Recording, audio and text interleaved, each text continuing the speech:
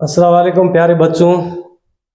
आज आपको जो है हिंदी से हिंदी के वर्णमाला को उर्दू में कैसे लिखते हैं उसके बारे में आपको जानकारी देंगे, ताकि क्या है आसानी से और सरल तरीके से आप उर्दू को सीख सकें।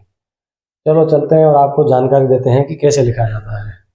हुरूफ तहज़ी, उर्दू की जो हुरूफ तहज़ी यानी वर्णमाला को हिंदी के अक्षर जो होते हैं उनको उर्दू में कैसे लिखते हैं। ये है, पहला लिखते हैं अलिफ और ऊपर लगाते हैं जबर। तो जो अ होता है हिंदी का, ऐसे लिखा जाता है हिंदी में, अलिफ और जबर बराबर अ। उसके बाद में अलिफ, ये जो खड़ी पाई है लाइन है, उसके ऊपर मद लगाते हैं, अलिफ मद आ। ये आ जो हिंदी का है ये ऐसे आ लिखा जाता है। अब ई, ये है अलिफ और नीचे क्या है ज़ेर है, लगाने से ये क्या हो जाएगा ई हो जाएगा। अब बड़ी ई में क्या है, ई की तरह लिखा जाता है अलिफ और जेर, उसके बाद बड़ी छोटी ये लगाते हैं तो ये क्या हो गया ई। उसके बाद में है ऊ, अलिफ ऊपर पेश लगाते हैं तो ये क्या बनेगा ऊ। उसके बाद में ऊ यानी बड़ा ऊ, तो सेम टू सेम ये अलिफ लगाते हैं ऊपर पेश लगाते हैं। इसमें फर्क इतना है, यहाँ क्या लगाते हैं वाव लगाते हैं, तो ये क्या हो जाएगा ऊ हो जाएगा। उसके बाद में रे, और उस रे जो होता है रे ऋषि वाला, उसको जो हम उर्दू में लिखेंगे तो रे लिखेंगे और नीचे क्या लगाएंगे जे लगाएंगे, ये क्या होगा री हो गया। उसके बाद में है ए, हिंदी में जो ए है उसको उर्दू में कैसे लिखते हैं अलिफ और बड़ी ये लगाया तो ये क्या हो गया ए। अब जैसे ए में लिखा हुआ वैसे वैसे बड़ी ए में अलिफ और ये लगा दिया, उसके बाद क्या लगाएंगे जबर लगाएंगे तो ये क्या हो जाएगा ए। उसके बाद में ओ है अलिफ और वाव, ये क्या हो जाएगा हिंदी में जो है ओ को ऐसे लिखते हैं अलिफ और वाव लगाते ही क्या हो जाएगा ओ हो जाएगा। जैसे हिंदी में ओ होता है ऐसे उर्दू में अलिफ और वाव लगाते क्या हो जाएगा ओ हो जाएगा। अब ओ यानी बड़ा ओ, जैसे ये लिखा हुआ है अलिफ और वाव, अलिफ वाव लगाएंगे, इसमें थोड़ा फर्क ये है कि इसके ऊपर जबर लगाते ही क्या आ जाएगा ओ। ये जो है अक्सर मैंने बताया है ये स्वर है उर्दू में, और हिंदी के जो स्वर है उसको मैंने लिखा है। अब अपन लिखाएंगे व्यंजन कैसे लिखे जाते हैं उसके बारे में आपको लिखाएंगे। अब तक हमने जो पढ़ा था स्वर अक्षर कैसे होते हैं, उसके बाद हम पढ़ेंगे व्यंजन अक्षर कहते हैं कैसे होते हैं और कैसे लिखे जाते हैं। उर्दू में हिंदी में जो क होता है उसको जो उर्दू में एक स्वतंत्र अक्षर होता है काफ या क बोलते हैं इसको, ये ऐसे अक्षर होता है। उसके बाद में ख, उसको जो है इस काफ को लेते हैं, दो चश्मे हे या ह को लेते हैं मिलाते हैं तो ये क्या बनेगा ख। उसके बाद में है घ, उसके लिए क्या है जो गाफ या ग, गाफ जो स्वतंत्र उर्दू का लफ्ज होता है गाफ, ग को ऐसे लिखते हैं गाफ भी कहते हैं, और हिंदी में जो ग होता है इसको ग ऐसे लिखा जाता है। उसके बाद में इस गाफ अक्षर को लेते हैं, दो चश्मी है को साथ मिलाते हैं तो ये क्या बनेगा घ। उसके बाद में चे, च, हिंदी में च, उर्दू में चे, चे चीम भी बोलते हैं और च भी बोलते हैं, चे भी बोलते हैं, इसको च कहते हैं, इसको च कहते हैं। उच्चारण बोलेंगे चे या चीम, लेकिन उसको पढ़ा जाएगा च, लिखा जाएगा तब ये क्या होगा च होगा, हिंदी की तरह से च होगा। उसके बाद में है छ, छ लिखने के लिए ये जो चे और दो चश्मे है को मिलाएंगे तो ये क्या बनेगा छ। उसके बाद में है ज, तो ये स्वतंत्र अक्षर होता है जिम, जिम बोलते हैं, और इसको जब हिंदी के समकक्ष लेते हैं तो इसको जिम को ज भी बोलते हैं। उसके बाद में है झ, ये जो जीम है उसके साथ में दो चश्मे है या ह मिलाएंगे तो ये क्या हो जाएगा झ हो जाएगा। उसके बाद में है टे, ट, हिंदी में उर्दू में है टे, और इसको एक अक्षर में लिखेंगे टे को ट भी बोलते हैं।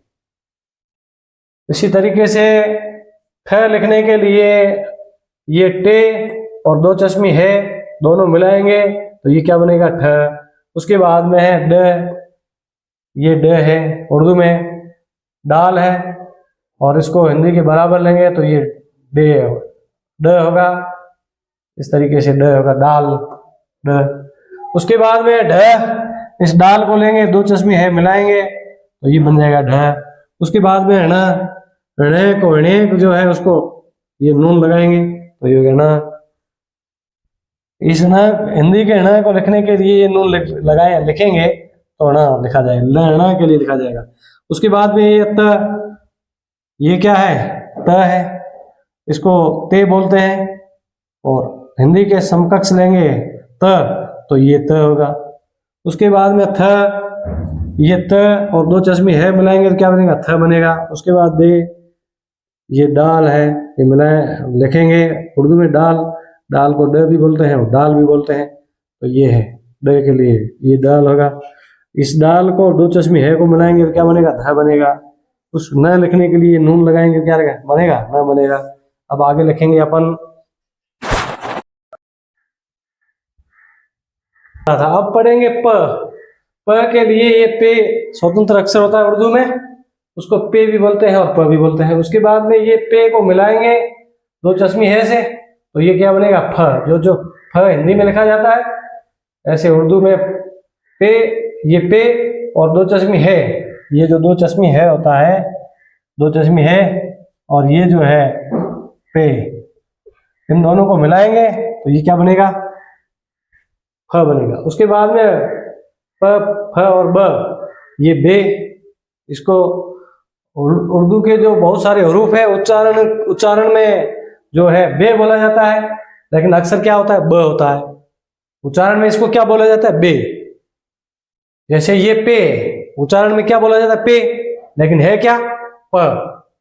उर्दू में प ऐसे लिखा जाता है, उच्चारण में इसको क्या बोला जाता है, पे बोला है। इसी तरीके से ब, इसको ब को ऐसे लिखते हैं, उच्चारण में बे लिखा जाएगा लेकिन अक्सर क्या है, ब है। और इस बे को और दो चश्मी है को मिलाएंगे तो क्या बनेगा, भ बनेगा। तो ये ऐसे होता है भ उर्दू में। और म, उर्दू में जो मीम होता है, उच्चारण में मीम है लेकिन इसको क्या बोला जाता है, म के लिए इस्तेमाल किया जाता है। उसके बाद में ये के लिए ये छोटी ये होता है, एक बड़ी ये होता है। हालांकि उर्दू में छोटी ये का प्रचलन ज्यादा है और बड़ी ये का प्रचलन बहुत ही कम है, इसलिए इसको छोटी ये को इस्तेमाल किया जाता है। और ये शुरू के अंदर, किसी अक्षर के अंदर शुरू के अंदर या पीछे लगती है। ये बहुत कम बीच के अक्षरों में इस्तेमाल की जाती है। उसके बाद में रे र है, उर्दू में उसको रे बोलते हैं, उच्चारण में रे बोलते हैं लेकिन अक्सर क्या है, र है। इसको रे भी कहते हैं और र भी कहते हैं, लेकिन र के लिए उच्चारण में रे बोला जाता है, अक्सर र के लिए इस्तेमाल किया। उसके बाद में लाम, ये ल जो होता है, ल लड़का वाला ल, उसके लिए लाम का इस्तेमाल किया जाता है। उसके बाद में व का जो है वाओ, उर्दू में वाओ अक्सर होता है लेकिन इसको व भी बोलते हैं और वाओ भी बोलते हैं। ये उर्दू में एक स्वतंत्र अक्षर होता है वाओ, इसको व के लिए इस्तेमाल किया। उसके बाद में स, ये श होता है, ये दो तीन नुक्ते लगते हैं ऊपर और श होता है। और श षटकोण में भी यही स होता है। स सड़क में श, ये स है और ये क्या है, श। उसके बाद में है ह के लिए ये तीन अक्षर है, ये तीनों अक्षरों का इस्तेमाल किया जाता है और तीनों में से किसी का भी इस्तेमाल किया जा सकता है। ज्यादातर दो चश्मी है का इस्तेमाल किया जाता है, उसके बाद इसका किया, उसके बाद इसका किया जाता है। इस तरीके से उर्दू हरूफ तहजी के बारे में आपको बताया। अब आगे के अक्षर और बताएंगे आपको। क्ष और बड़ी सीन मिलाएंगे तो क्या होगा, क्ष। त्र के लिए त और र मिलाएंगे तो क्या होगा, त्र। और ग के लिए ग और ये अलिफ या, क्या बना, ज्ञा। क्षेत्र ज्ञा, क्षेत्र ज्ञ, इसको ऐसे उर्दू में लिखा जाता है। अगर आपको मेरे द्वारा बताए गए लफ्जों से कुछ जानकारी हासिल हुई हो, कुछ आपको फायदा हुआ हो, तो मेरे चैनल को लाइक करें, सब्सक्राइब करें, बेल आइकन का बटन दबाएं ताकि नया जो भी नोटिफिकेशन होगा वो आप तक पहुंचे। आई होप कि आपके समझ में आ गया होगा। एक और नए ज्ञानवर्धक अफर्मेटिव वीडियो के साथ में मौजूद होंगे। तब तक के लिए अल्लाह हाफिज, जय हिंद।